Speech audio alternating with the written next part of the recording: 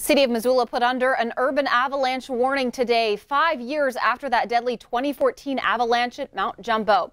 Jill Valley joins us now. And Jill, you covered that avalanche 5 years ago. So what do you remember about that day?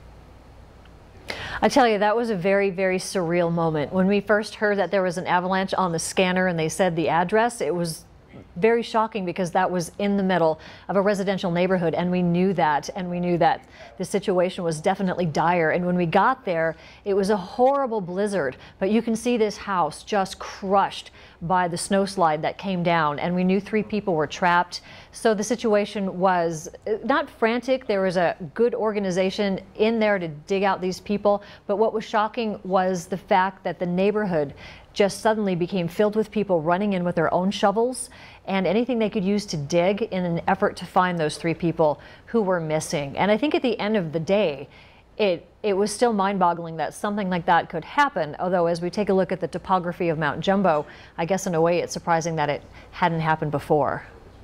And Jill, you were up there today, in fact, and ironically now there's this urban avalanche warning on this exact same day. Tell us about that and what is the latest?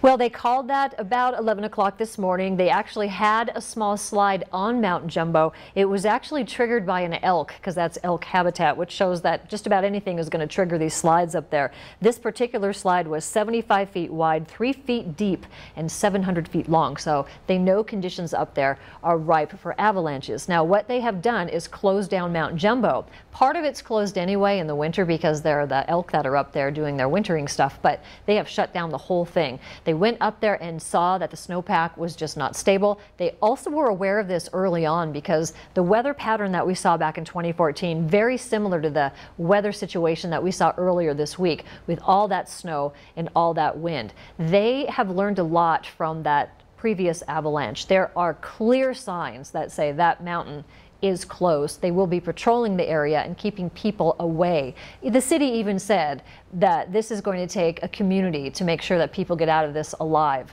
They're also telling people if you have a backyard that's up against Mount Jumbo and it's a little steep, to stay out of the backyard. Even the smaller ones on the base could trigger a larger avalanche up above.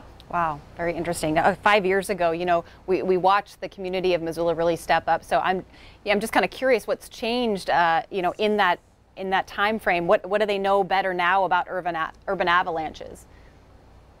Well, what's interesting is this is the first ever urban avalanche warning, and that was a phrase that nobody even knew before 2014, and now it's common and we all know what it means. It's an in-town avalanche that can hurt people.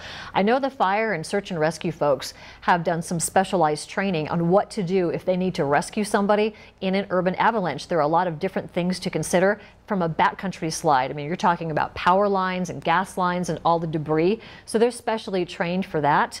I think now that they are very vigilant and very aware that this is a possibility with the 2 mountains that we have right there in the middle of Missoula, that they do have to watch the weather and they do have to be up there measuring the snowpack. Jumbo is right next to Mount Sentinel. It's a little bit steeper, and that's generally where you're going to see problems. So this will be the new normal. We'll probably have more of these in the future as weather conditions warrant, because it can be pretty harsh up there and they have to be extra careful. We're learning so much about it, and I just can't believe it's 5 years to the day. So Jill, thank you so much. Jill Valley reporting for us from Missoula.